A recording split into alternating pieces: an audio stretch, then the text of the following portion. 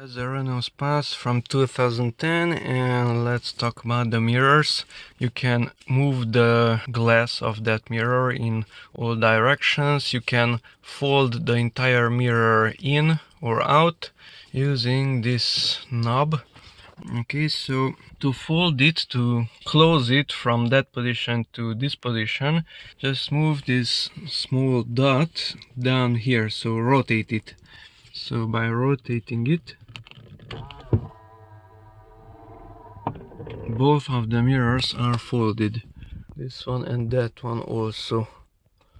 Okay, to open it, just move it up here to any of those dots. Let's see, there to the first one. Now, since this one is here at the left dot, then by moving it forward, backward, or left or right, you will adjust the glass itself inside the mirror. So if I push it up, the mirror itself will tilt up. It will look towards the sky. Up. If you move it down, it's coming down. Push it to the left, you're seeing outside. Pull it to the right, you're seeing more towards your car. The same thing for the other side also. So in the center, it's not doing anything. It's zero. Okay, so move it there, and you can do the same thing here also. So I'm pushing it to the right,